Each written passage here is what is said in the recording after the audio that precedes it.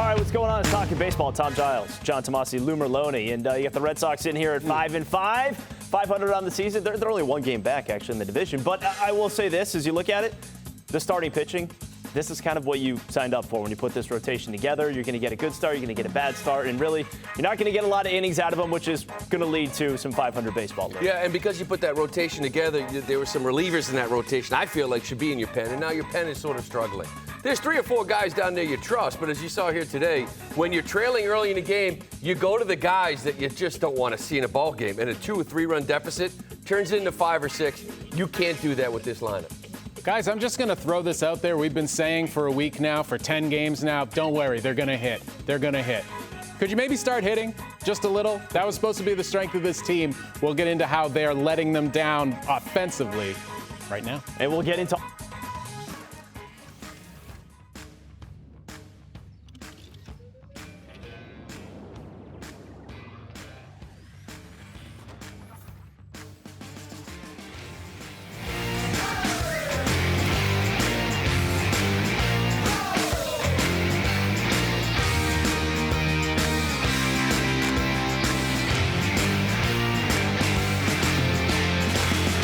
All right, time for our first pitch, and in the annual Patriots Day matinee, the Red Sox lost to the Twins 8-3. Rich Hill got touched up early, allowed 4 runs.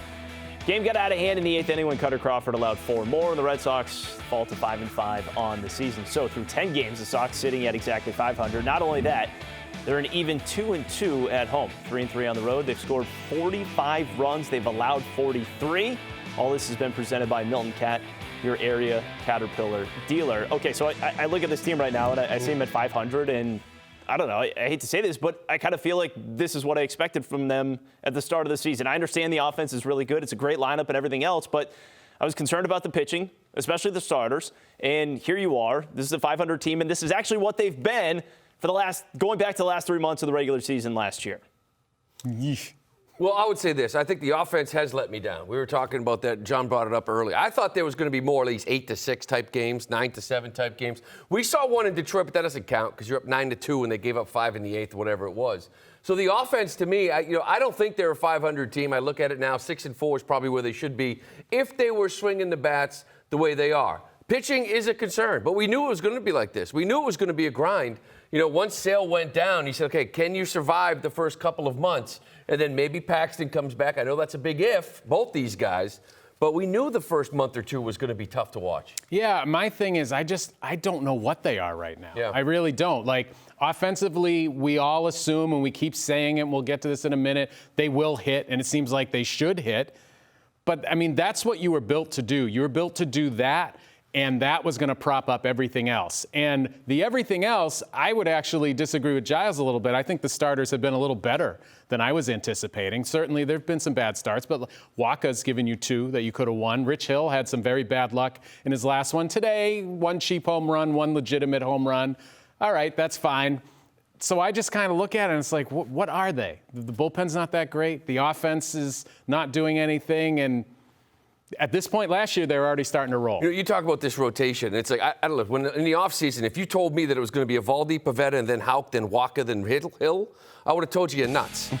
Really, I would have told you you're absolutely insane. They have to go out and get a starting pitcher. Yeah, you got Sale coming back. Yeah, you got Paxton coming back. But with this lineup should swing. And I know we talk about it, but still, I don't know how you leave this rotation and pitching staff the way it is with the type of team you could have if you just added a back-end bullpen arm and another starting pitcher. You could be talking about a team that might be one of the favorites to win the East. Instead, you're like, how the hell do you get through the first 2 months? Like, who's coming out of the pen? Well, who's starting? Like, if it gives me 4, gives up 3, awesome, I'm excited. It shouldn't be that way. So, considering all that, and considering they didn't add a starting an arm, another guy in the back of the bullpen, did you think that they would be a playoff team?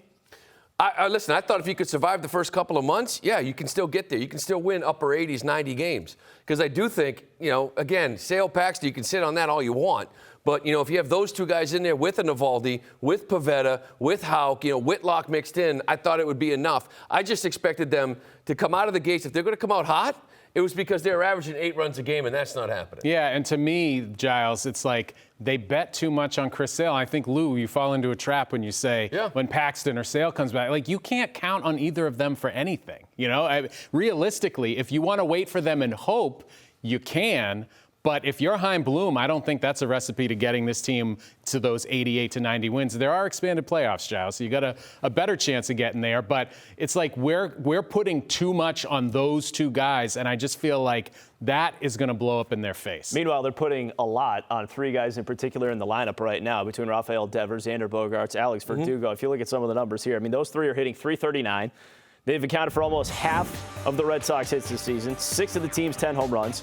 Meanwhile, you get the rest of the team is hitting .187. So it's great that those guys are all raking right now. But on the other hand, is anyone else going to step up and kind of take control of things and step up to the plate? Yeah, this is a concern for me. Like Lou and I were talking about it last week. Kike Hernandez gave you a big lift in the postseason last year. He's very good in the second half last year, but he's not a prototypical leadoff hitter. He's a free swinger. He doesn't walk a lot.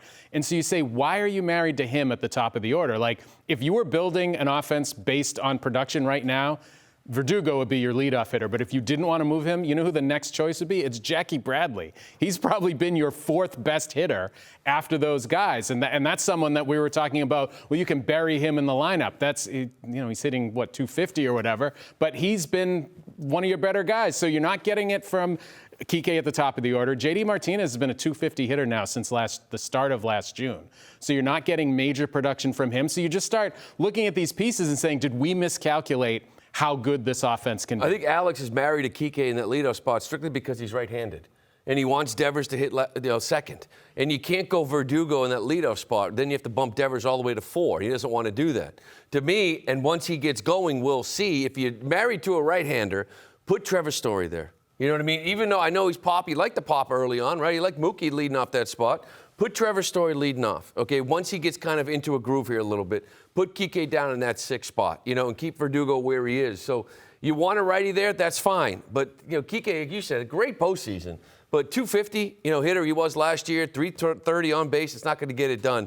I'd like to see them move Story there. But JD's got to start swinging it, and other guys in the bottom of the order, they got to start chipping in. Well, they got to score some runs, of course, to take some leads in some of these games, because when you get to the Red Sox bullpen, you got a 10-man squad out there right now. You got Phillips Valdez, Hansel Robles, Jake Diekman, all with ERAs of 0.00. Garrett Whitlock's actually been their best reliever. And you got Matt Barnes, Austin Davis, and Cutter Crawford, who have been not as great. When you look at this bullpen, too, and the way that Alex Cora is managing it or trying to, put the pieces together with the hand that he's dealt, how exactly do you do that knowing that you're almost behind every other game? You have 2 bullpens. You have 2 bullpens right now. You have the bullpen when you're leading or in a close game, and you have the bullpen when you're getting blown out. And the problem is, a game like today, that's 4-1, you're not turning to the guys at the top of that list. Robles, certainly not. Whitlock, Diekman. You're going to go to Cutter Crawford. And guess what? If he walks 5 guys, then it's not a close game anymore. And I think that's the problem that they have in the bullpen right now. They have a few enough reliable arms to win close games, but they don't have enough to keep you in a game like today. No, they don't. And you just go back to, looking at this team, the way it's built. If you did go out and get a guy like Jansen and you signed a pitcher like Manaea, right? You know what I mean? And you're looking and saying, okay, now everybody gets bumped down, everybody gets squeezed out, some of the arms you don't like. It never happened, and I don't understand why it didn't happen. Because you're absolutely right. You've got Whitlock, okay, and some of those other guys, Diekman, Strom, Robles, I like. Everybody else, and some of the ERAs to me are deceiving. Like Brazier's throwing 92, 93. You're not going to get that past Baez. 96, 97 will. And everyone's like, oh, Barnes got his fastball back. No, he hasn't. Great, he's throwing 95 instead of 92, but he was 97 before, with life blowing it by guys. So there's a 10-man bullpen. You got 6 guys you don't want to see, which is unbelievable, right? 10 guys? And there's only 3 or 4 that you like. So it's just, and I know they're trying to figure it out, right? But there's just some guys there that have the stuff that can live. And there's other ones you sit there and say, even though the numbers are what they are, it's just a matter of time. It's just a matter of time before they get blown up. And can I just jump back real quick to something Lou said? So if you sign Jansen, you have that guy at the back. And call me old-fashioned, But if you know who has the ninth inning, can't you then slot people? Right now, you have no idea. Is it Diekman? Is it Robles? I think there was probably fading hope that Barnes would take that role back. And I understand Barnes is messing this up a little bit. But the fact that you built a bullpen where you don't know who the guy is, I think that's problematic. Nobody knows where they fit. I also find it interesting that this is a Red Sox team where you don't really know who the closer is, and it's not like the headline. It's not the number one topic that we're talking about today because you have so many other concerns, and you're still trying to construct that bullpen. But years past, we would have been saying, what are you doing? You going closer by committee? Like, that would have been one of the bigger stories throughout a Major League season, and right now, it's not. I mean, you got a guy like Garrett Whitlock, who you talked about, and he's pitched 3 times this season. Basically going once every 4 days, all right? So that's given the Red Sox, 30-plus pitches. 8 2/3 so far this year, 1 earned run, 107 pitches total. So, I mean, you look at that line right there, and that's a phenomenal start right there from Garrett Whitlock if he's throwing just 1 outing. But you're kind of spreading it out. Do you like the role that Garrett Whitlock is in right now, Lou? Or would you like to see him used more frequently, shorter outings, or even as a starter? I like this role because I almost look at it like he's actually reminds me of, like, say, when Pedro Martinez pitched and you knew he was going to go 8, you knew you gave your bullpen a night off, right? You knew it. So on days that Whitlock pitches, when you know he's going to pitch on a Wednesday, Tuesday you unload everything. You just throw everybody out there and try to win a ball game because you know this guy's going to go 3 or 4 plus to end the game. Which also, by the way, the next day you've got a fresh bullpen because of what he did. So every day he pitches, he affects the day before and the day after. Having him be your closer and not knowing when he's going to pitch because you don't know if you're going to have the lead or not, you could go 4 or 5 days and just throw him in a trash game to get work in. Like, there's no predictability. So at least this way, he can affect a few games in a row. Yeah, and I just think also the way that they've prepared him, last year being so careful to only never use him back-to-back, all that kind of stuff. This year, stretching him out in spring training because maybe he was going to start. To suddenly ask him, okay, now you have to be available 3 out of 4 days if we have leads in the 9th. I just don't think that's fair to him. I still want to see him in the rotation, and obviously I think we all agree that's where he's ultimately going to end up. But for this year's team where it is right at the moment where I think the starters have been good enough and you have this need, like Lou said, he resets your bullpen and he kind of guarantees you that game where the starter goes 5 and you leave with a 3-1 lead. We hand the ball to Whitlock. That's a win. I think he needs to be in that role right now for this team. Would you say he's the most important arm they have at the moment? Yeah, he is, especially with what he can do for them right now. And this is why I get pissed off when they didn't add a starter, because Tanner Houck should be the same thing. And Michael Walker should be the same thing. And then you're talking about a serious rotation in the bullpen if you just added some more arms and pushed these guys back there. But they didn't. But right now, yes, he absolutely is because, again, he affects the night before, the night he pitches, and the night after with how they can use the pen. All right, we'll get further into the pitching in a little bit. 10 years ago, though, you had the Red Sox who wanted to bring home another title, but instead they got a season filled with chaos at the center of it all. A skipper with his own style and reputation who rocked the team. Bobby V makes his return in an exclusive documentary from NBC 10 Boston. Watch the Bobby Valentine Experience tonight at 9 p.m. on NBC Sports Boston. Coming up next, we're still talking about the Red Sox lowballing Xander Bogaerts and Rafael Devers. Why? Because we keep learning more and more about the gory details of their negotiations. But do we believe them? Talkin Baseball's back after this.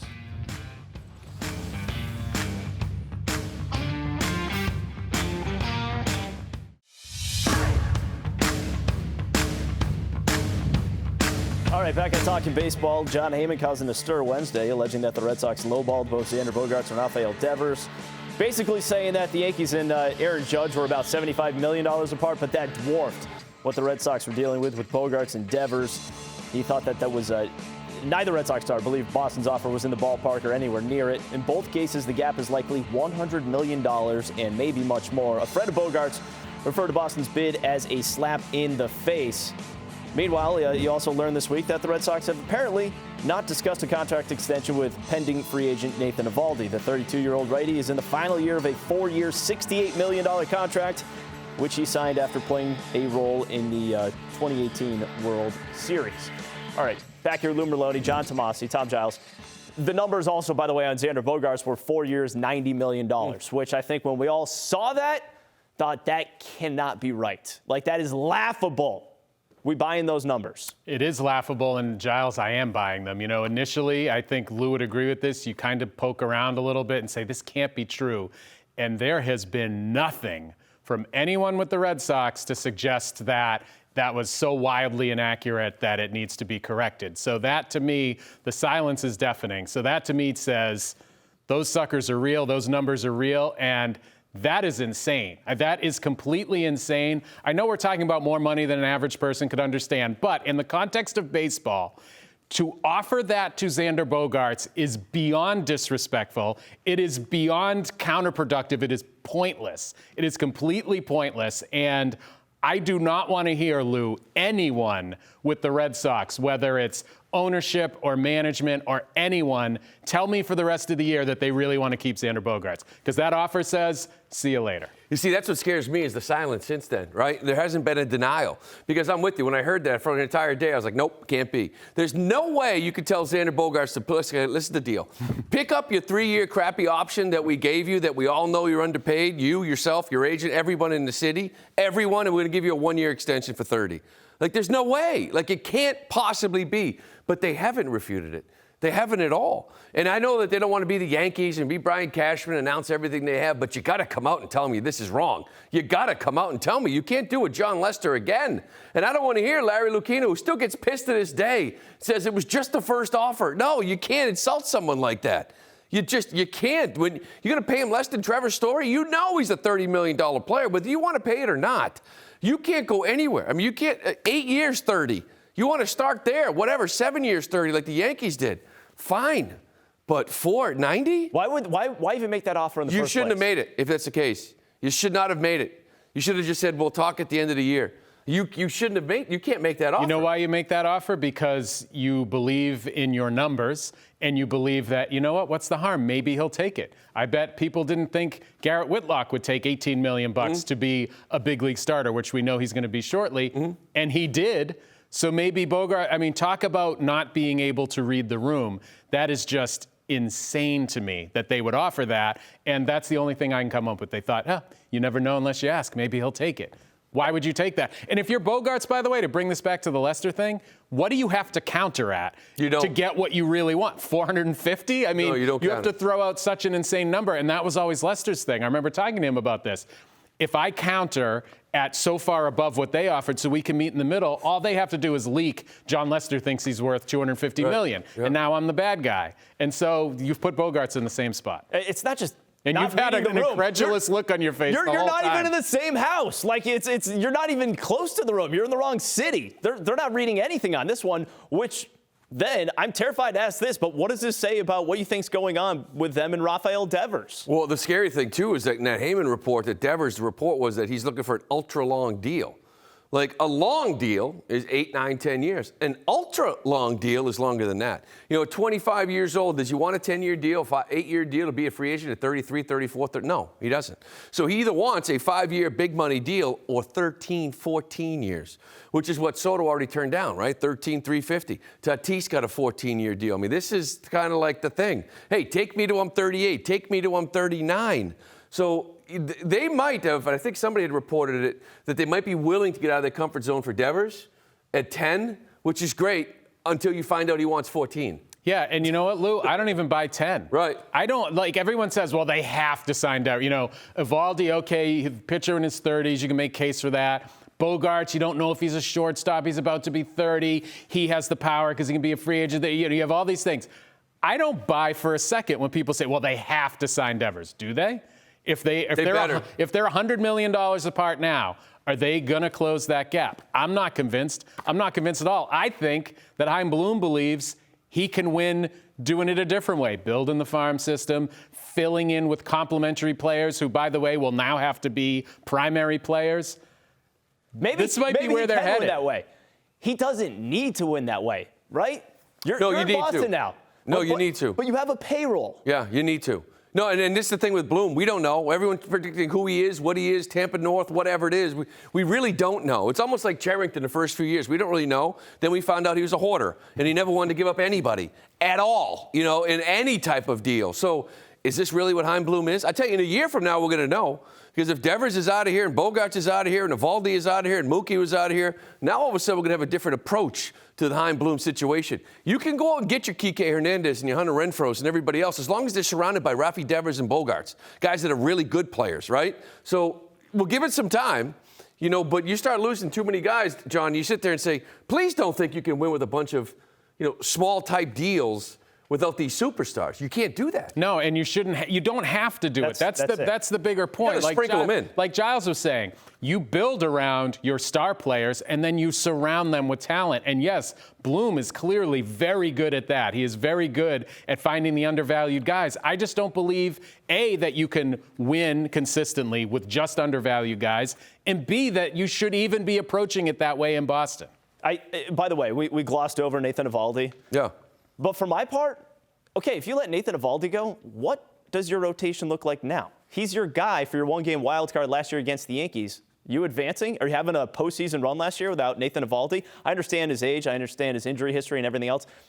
I just look at it and say you need to put some money into your starting rotation. Yeah, here's what I would say to that. You haven't even talked to him. Like, now is the time where maybe the Whitlock deal that worked out, the Bogaerts offer that did not work out, maybe you can get Eovaldi on that kind of offer. Maybe he's willing to take 3 years, or, as Lou said before the show, 2 with options or something like that. Once he gets to free agency, you have no shot at that. So why not make that offer now and try to lock down the one reliable arm you have? There weren't a lot of people that liked that last deal Eovaldi was on. Obviously, it has worked, right? But you didn't like it because of the injury history. And it was like he had a good postseason, but he's never really been consistent. Well, he has been the last 2 years.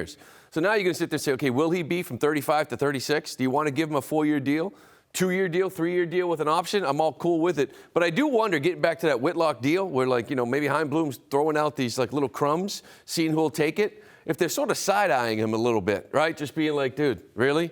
Like, you took this crappy deal. That's why I got 4 and 90. And Devers is like, that's why I got 5 and 70. And of all these, what are you doing? Like, he's going to try to get this with everybody right now, right? I'm sure they're happy for him. But we all know that was a huge team-friendly deal. All right, meanwhile, Garrett Whitlock might actually make a start sometime next week, because you got the Red Sox they're actually welcoming the Blue Jays this week. Next week, though, they will be heading to Toronto for a 4-game set. They will be missing several key players who have not gotten the COVID vaccine. One name we already know, Tanner Houck, who's not going to be making the trip, okay? So we talked about it before the show. That could be an opportunity, it would seem, where maybe you put Garrett Whitlock in the starting rotation. But it is something to keep an eye on here, as you do have a number of games up in Toronto.